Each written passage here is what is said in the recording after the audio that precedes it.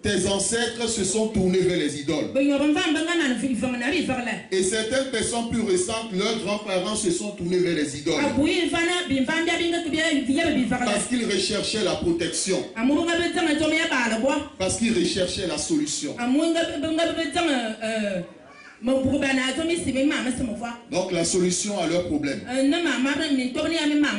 Et nous avions donné le témoignage de cette famille où les grands-parents ont confié leurs enfants à une idole.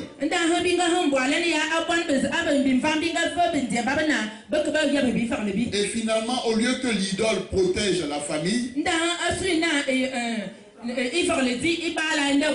cette idole a passé son temps à éliminer cette famille au point qu'il ne restait uniquement que la fille.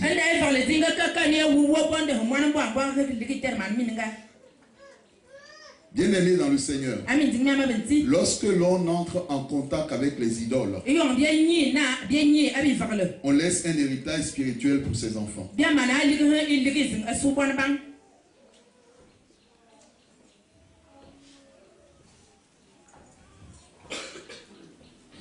Mon frère, ma soeur, la parole de Dieu t'annonce que les idoles, quelles que soient leurs images,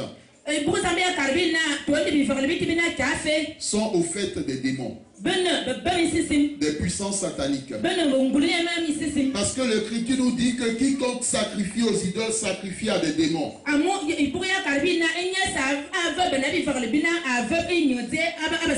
Ainsi, tous nos pères, sans exception de pays, de continents, de régions, ont offert des sacrifices pour entrer en communion avec les idoles.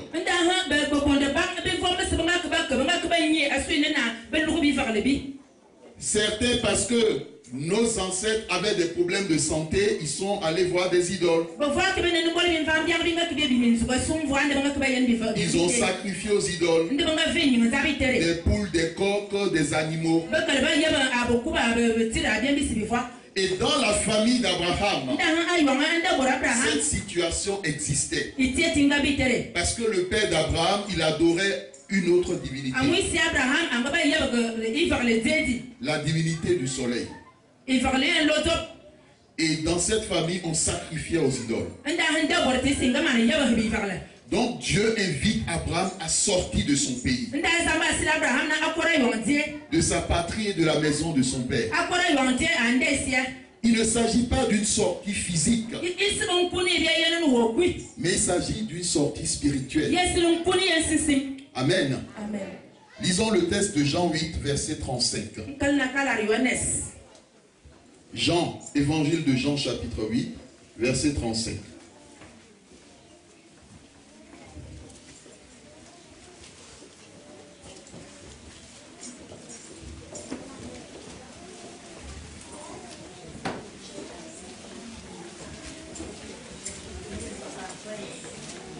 Jean chapitre 8 verset 35.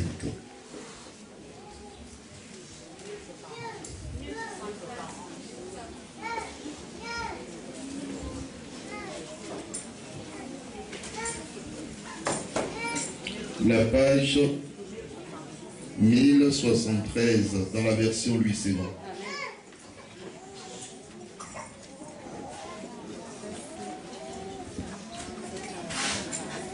Jean chapitre 8 verset 35. Jean chapitre 8 verset 35. 35 ou 37. Jean chapitre 8 verset 35.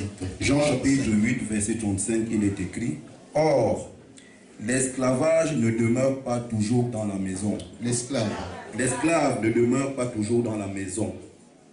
Le Fils y demeure toujours. Amen. L'esclave ne demeure pas toujours dans la maison, mais le Fils y demeure toujours. Bien-aimé, lorsque tu es fils d'un homme et d'une femme, spirituellement, spirituellement, tu demeures toujours dans cette maison. Même lorsque tu vas vivre à des distances de kilomètres de la maison paternelle. Spirituellement, tu es toujours attaché à cette maison. Tu es toujours attaché à la maison de ton père.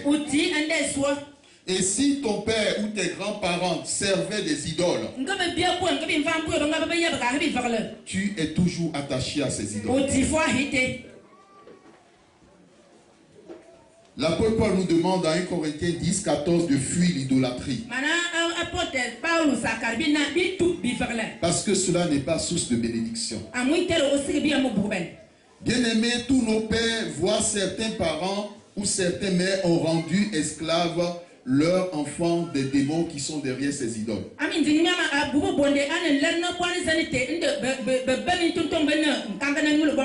Ils ont rendu esclaves leurs enfants de ces puissances familiales.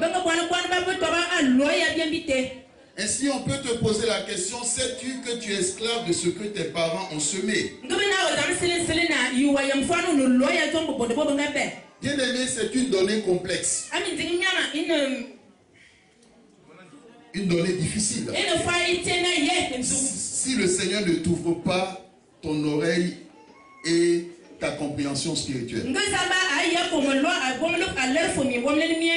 Parce que toute communion avec des puissances entraîne des dégâts et la malédiction dans la vie des enfants de Dieu. Donc les enfants de Dieu sont sortis du monde. Mais ils ne sont pas encore sortis de leur pays et de la maison de leur père. Conséquence, même ayant quitté leur pays, ils se retrouvent dans leur rêve dans ce pays. Ils se voient dans des endroits qu'ils ont fréquentés. Certains se voient même étant enfants dans la maison de leur père. Comme s'ils y vivaient encore. Cela n'est pas normal. Parce que lorsque tu quittes ton père et tu vas habiter ailleurs, normalement, si tu dois avoir des rêves, ces rêves doivent concerner le pays où tu habites désormais. Ces rêves doivent concerner ta situation présente. Mais comment se fait-il que dans tes rêves, tu te vois encore dans la maison familiale? Quelquefois avec des personnes que tu connais. Et d'autres se voient même avec le grand-père qui ne vit plus. Qu'est-ce qu'une personne morte vient chercher dans ton rêve? Il y a un problème. Tu n'es pas encore sorti de la maison de ton père. C'est parce que tu n'es pas encore sorti que tu t'y vois souvent. C'est parce que tu n'es pas encore sorti de ton quartier que souvent dans tes rêves tu te vois toujours dans ce quartier. Malgré que tu as déménagé. Il y a des personnes qui vivent en Europe. Et la majorité de leurs rêves ne concernent pas l'Europe. Mais concernant la maison du village. Concerne l'oncle du village. Concerne la tante du village. Lorsque tu te retrouves souvent dans tes rêves, dans la maison paternelle, malgré que tu l'aies déjà quitté, malgré que tu sois déjà marié, c'est qu'il y a un véritable problème. Et un homme de Dieu nous parlait d'un témoignage d'une fille qui a étudié et qui a eu son diplôme en médecine. Elle a ouvert son cabinet, mais par semaine, elle avait du mal à avoir plus de 3 ou bien 4 personnes pour leur prodiguer des soins. Or, nous savons que dans ce monde, les gens ont besoin d'être soignés.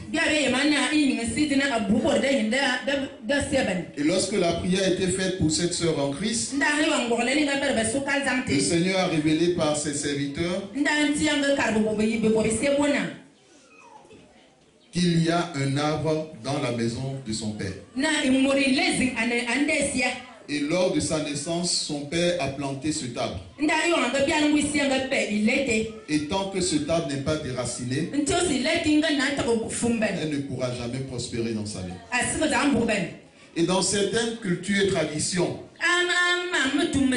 lorsque les enfants naissent, les gens enterrent le placenta et ils plantent un arbre là-dessus. Bien aimé, lorsque cette communion est mise en place,